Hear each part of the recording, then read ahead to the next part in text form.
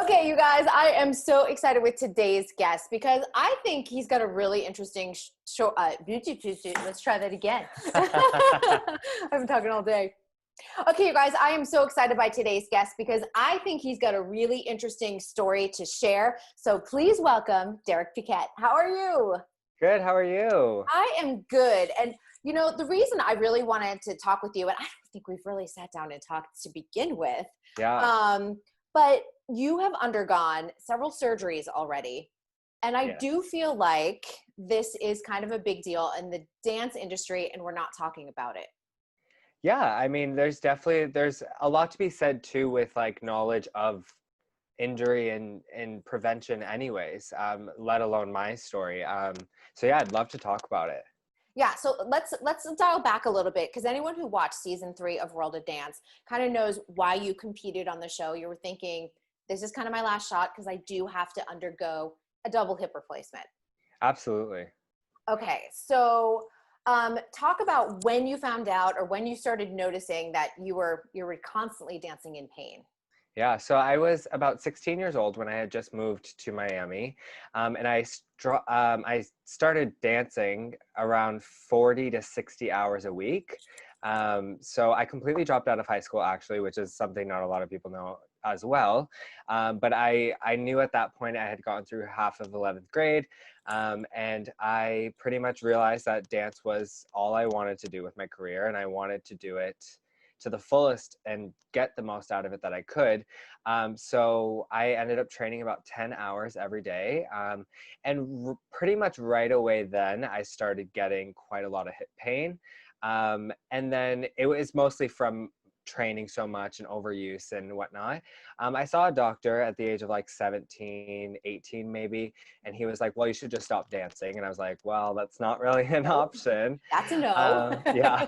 And being a 17-year-old, I thought I was invincible. So I was like, you know what, I'll be fine. Like, didn't really worry about it. And it wasn't until it was after So You Think, and we did the tour. My body hurt quite a bit on the tour, but I thought, we're doing 70 shows in 3.5 months. Like, of course my body's gonna hurt. So I kept like Different surfaces too. I think that's what people forget. You're not on a beautiful Marley floor all the I time. know, yeah. So it was after that, I was like, you know what, I'm just gonna give my body some time to rest. I really got into teaching, so I wasn't dancing that much, or performing per se. So the pain started to like subside a little bit. It wasn't until I was touring with Cirque for the first time that it really started coming back. And I was like, this is the same pain that I had when I was training. I have seen a doctor and he said, you should stop dancing, whatever. So I started seeking out advice and what to do and what's next and what can stop this pain, because it wasn't necessarily when I was dancing. It was usually way after, or doing like normal human things like walking, sleeping, stuff like that, the things Yeah. you need to be able to do. So that's where it became the real issue. So I took some time off Cirque. I went, and this is like kind of leading up to World of Dance. And I had seen several of like the top doctors and surgeons in the world. And luckily, being with Cirque at the time, they have access to all that. And we were touring, and I got to see the best surgeon in New Zealand and in China and literally all over. And I can't be thankful enough from Cirque for helping me do that. But everyone was just saying either stop dancing, get a hip replacement, and never dance again, or like the options were not going my way. And that's pretty much when I was on World of Dance, was like getting all this news. I was misdiagnosed by 3 of the top doctors in the world for like hips, Oh. who will not be named. That's fine. um, But this is a good point of like being an advocate for your own health and also getting multiple opinions, not even just yeah. a second opinion. Oh, absolutely. I think I got at least 6 opinions. And it wasn't until my surgeon that I'm with now that I finally got an option or an answer that, one, sounded fitting with my lifestyle and what I want to do after. Also, like, it wasn't just going in and replacing my hip fully and like just calling it a day, because I was told that if I get a hip replacement now, which at the time I think I was 21, I'll need another one at 40, another one at 60, another one at 80. Like, they only last about 20 to 30 years. with most cases. Mm-hmm. So wasn't really an option. I was like, and like I said, this is leading up to World of Dance. So when I was on World of Dance, at that moment, that was my truth of, I had been told I needed a double hip replacement. This was the end of my career, at least to the extent that I knew it. Right. So the flexibility, the jumping, the tumbling, which is what has gotten me as far in my career as I can say. Like that's what's made me in the industry. I think of lines with you, like legs and extension and everything else. Yeah, so I finally, when I went back on tour with Cirque after World of Dance, when World of Dance was kind of airing, I was in New Zealand at the time and met with a new surgeon over there and got x-rays and blah, blah, blah, whatever. Still wasn't getting the same answers. So I finally sought after Professor Damien Griffin, who is my surgeon now, and he is leading in the hip industry of like sports medicine. He like, I'll say his name in a room of medical professionals and they'll be like, how did you even get in with him? Oh yeah. Now, is he based US, Canada? So he's in London, UK. So you've been doing all your surgeries over in the UK? Yeah. Wow. Yeah, so he has worked with past Cirque artists. He works with a lot of major league athletes, professional athletes. So just hearing what he had to say, and he wanted to do more of a preventative approach and a more restoration approach, which I was like, great. We don't need to like implant my hip and take everything out and whatever. He thought it was quite ridiculous that I was getting told this, and was like, if you're being told to stop doing your career for like a reason, like maybe you should see a different surgeon. And I was like, thank you. It's good though. I mean, it's good to hear that too. And I think also, like, instead of just like going in, replacing everything and completely ending a career, it's good that someone's into restorative. Yeah.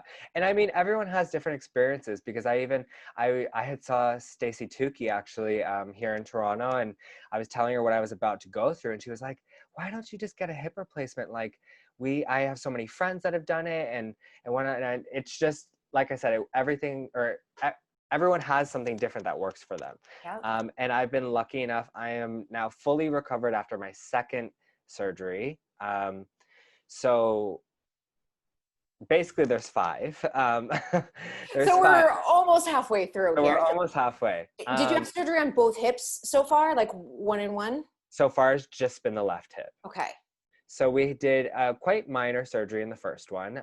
So we did like it's called a keyhole hip arthroscopy. So they went in 2 little incisions and they cleaned up my labrum. They reattached it. They cleaned out some cysts that were in between my bone and socket where there should have been cartilage. But since there's been so much wear and tear, I've basically created like pockets through my cartilage that cysts were created in, and that's where a lot of my pain was coming from. So they resurfaced the cartilage, got rid of the cysts, reattached the labrum.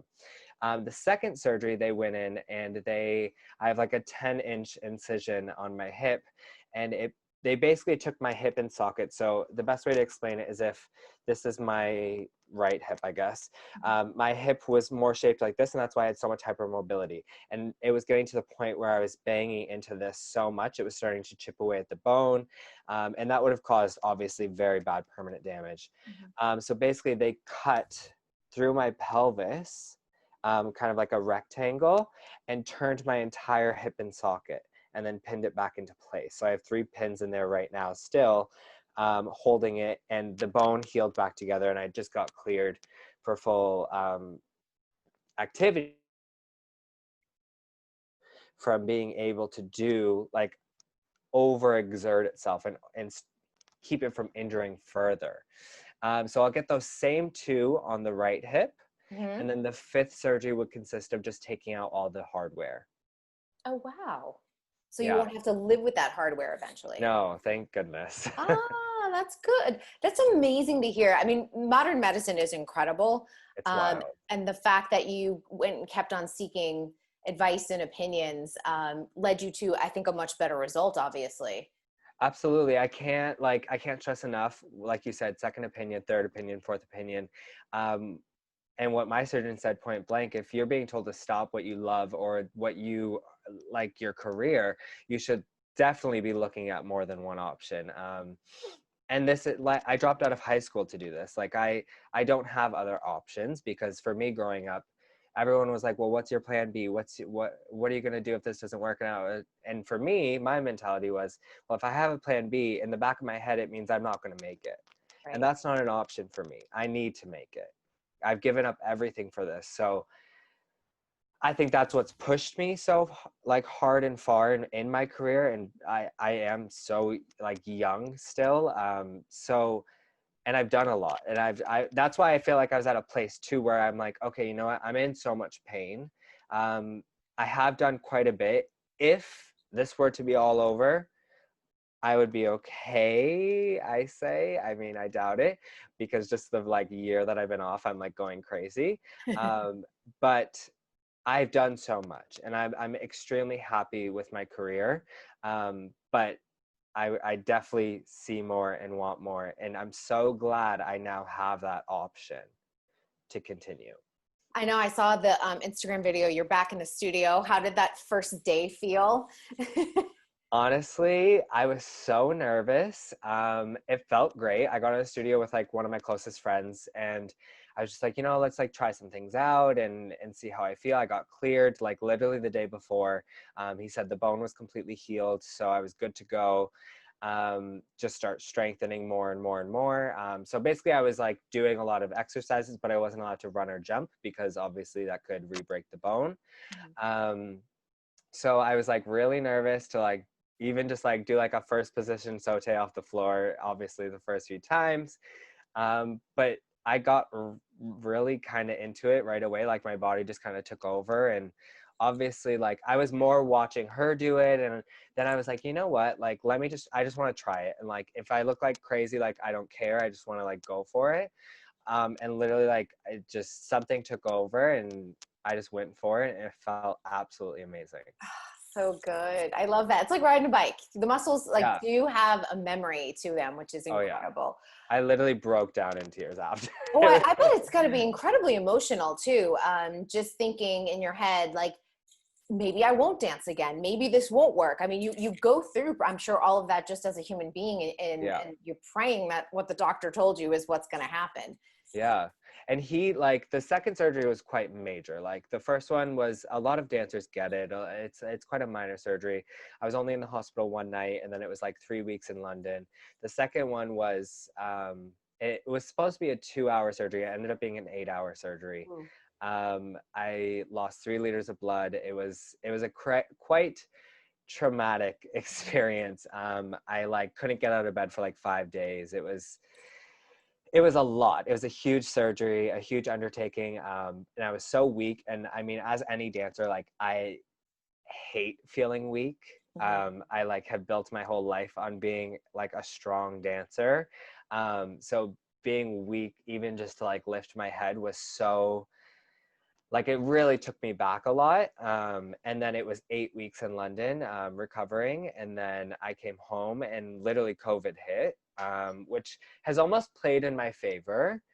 Obviously not career wise or for anybody else in the world, but I think if I was in this time and Corona hadn't happened, I wouldn't be taking care of my body as much as I should have been. And I would have jumped right back into teaching like 12 hours a day. So I've actually been able to like take this time and recover. And I was able to cut a recovery time that should be anywhere from 6 months to 18 months down to 4 months. Ooh. So my surgeon is like blown away. My physiotherapists are blown away, and just I couldn't be happier with the result. And I know going into the next few, like I'm really confident in what can happen.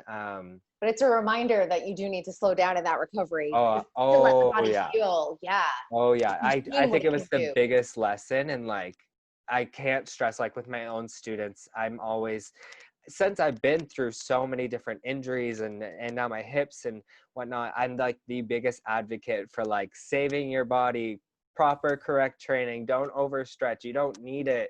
Like take care of your body as much as you can. Listen to your doctor, listen to your physiotherapist, because at the end of the day, like your health is all you have.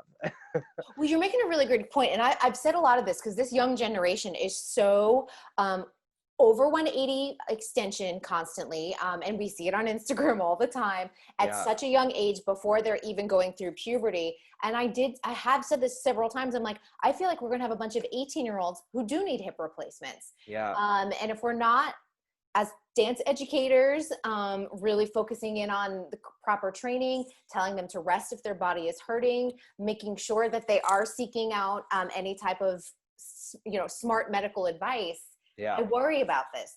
100%. And I look at, I'm the same way. I look at kids and I'm like, wow, like my hips weren't even like as much as I'm seeing these days. And like, I can only imagine what these kids are going to go through when they're older. And it's, some people are born that way. And some people, like Ricky Ubeda, my duet partner growing up, like his hips were naturally like that. He didn't have to stretch, whereas like we were forcing my hips to match that. So that's where like it comes into play of a huge difference. And there's a very proper way to stretch and achieve those things, and there's a very improper. I was a 16-year-old, already gone through puberty. I was like coming into my body pretty much. So to be kind of overtrained, overexerted, overstretched in that way, one, gave me my career, but also gave me this like awful circumstance of like not really knowing what to do next. Right. It is something that I hope a lot of people are starting to be more aware of, because when I sit there and I see them all pulling their leg, I literally cringe now. Yeah, TikTok, they're all doing, because they're all doing like that challenge. They're like, and 9 o'clock, and I'm like, oh no. Yeah. Yeah. Okay, I'm glad I'm not the only one cringing. No, definitely not. Definitely not. Have you, there's been some space obviously between your time on So You Think and now. Do you have perspective on your time on the show? Do you look at it differently? Because I love asking former contestants, because they're always like, I didn't know what I was doing on this show. Yeah. I definitely had wished I don't regret anything, because it was an incredible experience. Yeah. I wish I had been a little bit older and had a little bit more professional experience before going into the show. It gave me so many connections. I had known a lot of the choreographers previously through dance conventions and working at my studio and whatnot, but it gave me a lot of connections I didn't have as well in the TV and film industry alone, never mind just dance, which was incredible. But I wish I'm so much more comfortable on camera now. I'm so much more like, I know who I am, and I mean, I obviously will continue finding who I am over the next couple of years, but I feel so much more in my body. I have a voice that I'm very confident with.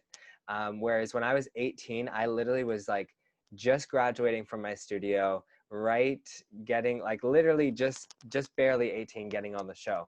And I think people don't realize how young that is in the dance industry. And everyone at the age of 18 when they graduate high school think that they should just go and be a professional dancer right away. And that was one of the biggest things, like, I think I can now teach to younger dancers and can advocate for, because I wish I had taken more time to like educate myself further in every style of dance, working on film, how to interview, like how I've taken so many like PR one-on-one interview like classes now, because I know that this is a huge part of our industry, and I want to work in TV and film more than anything. So I wish at that age someone had like really like kind of guided me in that way. And I definitely had guidance, but I don't think nearly as much as I've had over the past few years. So I know going onto World of Dance, I was a lot more confident. I was a lot more open, a lot more emotional on TV, obviously. And you were funny. You had some funny quips back and forth with the judges, which is good too. Yeah. They cut out the funniest parts. Oh, they were probably too good, right? A little too good. A little too good, I know. You can't look smarter than the judges. No, definitely not.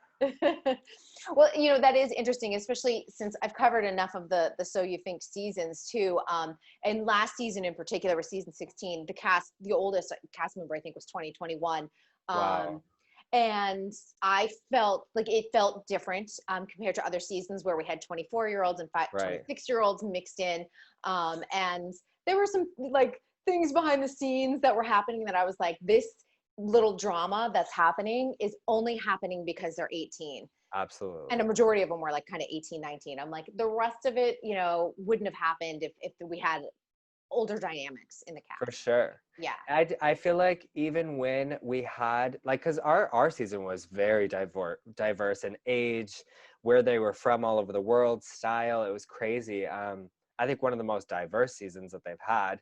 Um, but it wasn't until the All Stars came into play that I finally was starting to like, one, get comfortable, and two, like become into myself on the show and get comfortable with the cameras. And it was that older dynamic, I think, of I had Kayla and Jamie, who are icons in our industry, who like have literally paved the way for so many dancers, and they've been on the show. They were like champions on their season. So it's like having that come in and have guidance, and that helped so much. I like can't express that enough, because in the beginning we were all like, what's next, what do we do now, like we're so nervous. I was like so like I swear, like I feel like I was just like tense and couldn't talk for 6 weeks.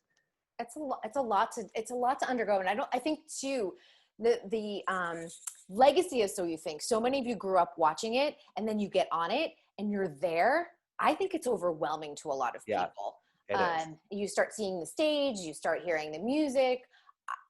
For me, covering it, because I was like a super fan of the show too, just even being in that environment was overwhelming. And I'm way older than everyone else. So coming in at 18 and going, wow, this is like where Travis Wall, danced, and Twitch, Yeah. and everyone else who came before, it's a big deal. Well, the show is why I started dancing. Like, it's why I got into dance. Like, seeing Travis and Nick on season 1 and 2, like, I was like, oh, that's what I want to do with my life.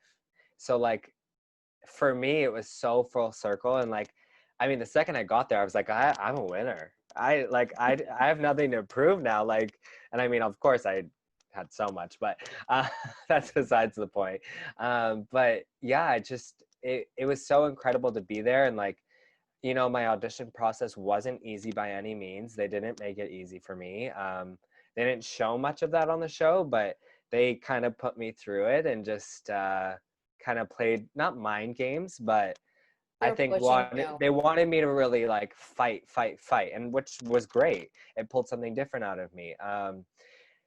But once I was on the show, I was like, okay, this is great. Like, I didn't like, the competitive edge of me almost kind of like lost itself, because I was like, you know what, like, this is what I wanted to do. This is what I'm here. So like, it was enough for me. But then once I was like there, I was like, no, I want to get further and further and further. Yeah, well, you at least want to make it, especially when it was top 20, you want to make it to tour, because Yes.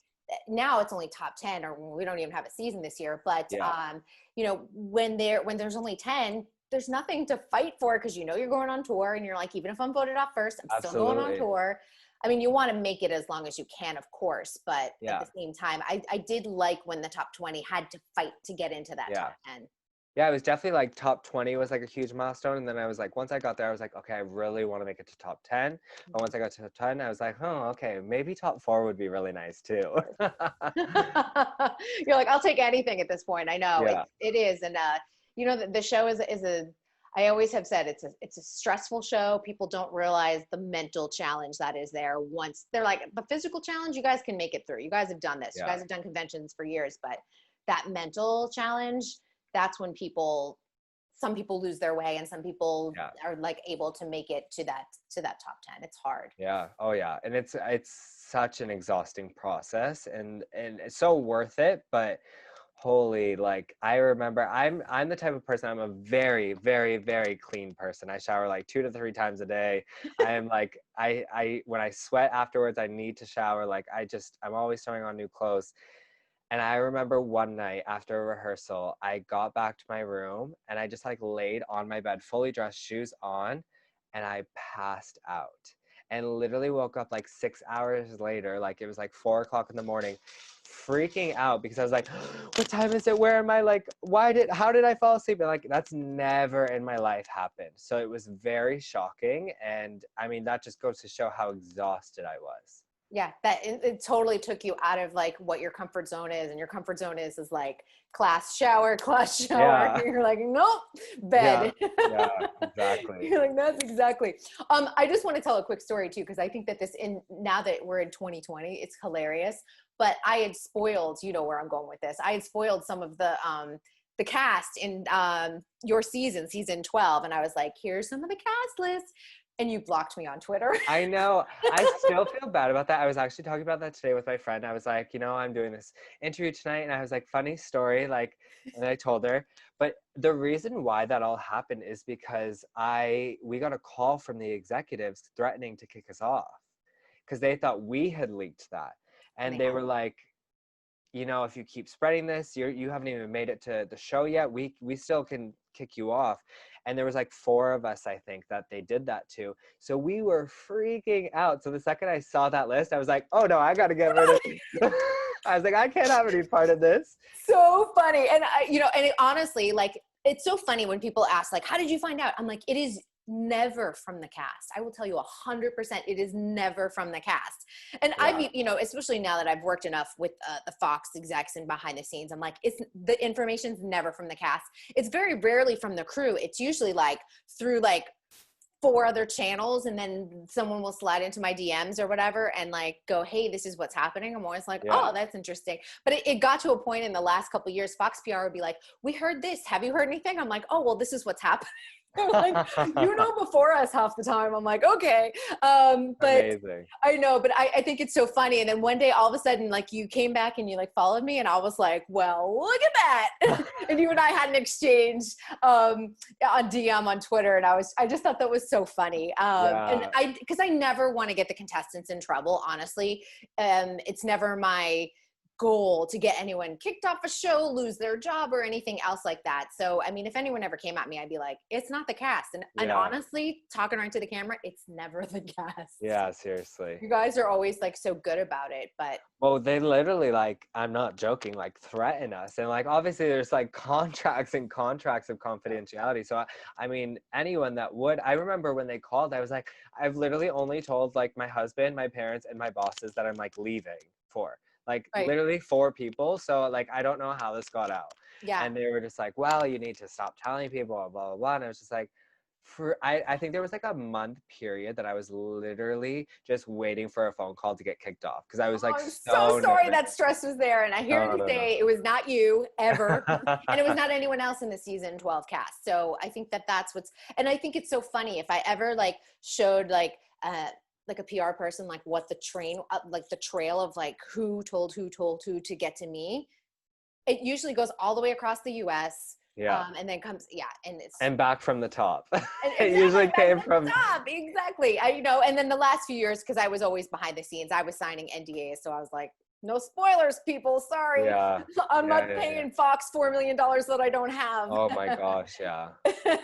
Wow. Yeah. No, but I always love that it's full circle. And I think that story, I was never mad. I was like, you know what, you have to do what you have to do. But I was like, I got blocked. I remember seeing you too at the LA show or something. And I like wanted to bring it up then, but you were in the middle of an interview with, I think, Gabby or something. Yeah. And they were pulling us in a different direction. I was like, wait, no, I need to, I was like, I'll DM her. Exactly. It's like, it's so fine. It's so fine. Like something like that. Cause I also knew like we hadn't had an exchange or word. No, so I was like, someone's just stressed out. I understand. I was like, oh my God, my biggest dream. I need to like, and it wasn't only you, like there was like several different things that I had like literally blocked out and removed because there was like any type of spoiler or pictures of me behind the scenes, like dancers that had been posting of us in Vegas week. And I was like, I literally would block them, and because I was getting tagged, and like Instagram had like, you could see everything back then. Now Instagram's a little bit more private where you don't see, like you can hide it. You can hide stuff. You can untag yourself. But so back then I was just like block, remove. And here we are all these years later. We are. That's all that matters. I know. But I love the story. I do, because it's like, you just, but I didn't know the reason exactly why you had blocked, but we had talked about it. Now it was probably 3 or 4 years ago. So it's just like water under the bridge. But and it is funny too, when I was like, now sometimes people are like, do you have information we're wondering about? I'm like, So funny. You got to Well, go to the past contestants for that. I know, and that's the thing too. I'm like, there's a book there if someone wants to write it, because this story of like what's on screen versus what Oh, happens behind the absolutely. scenes. See, Dancing with the Stars, that is a soap opera. If anyone wants to do Dancing with the Stars, I'm telling you. Because I've I'm like only that. heard. Oh, that has everything. Yeah, Like that has every vice you can possibly imagine. for sure. So good. Well, it is just such a treat to catch up with you. And I'm so glad that you were willing to share your story, because Of course. I think it's an important story in the dance industry, and one that's probably going to come up again. And I hope like other dance educators and dancers listen to this, because our body is our temple and we only Yes. have one body. It's so true. Like, I can't stress that enough. And take care of your bodies to the kids out there, and just listen to your teachers, and teachers out there, like, get educated as much as you can. Never stop learning. That's the best thing about our industry. And there's never that top that you can finish and we're just like done. Like, you can't just, I mean, I don't know many industries that are like that you can just get to the top and not learn anything else. But I feel like that's why dance pushes us all so much, is because there's always something new. There's always more to be learned. There's always new styles and new things being created.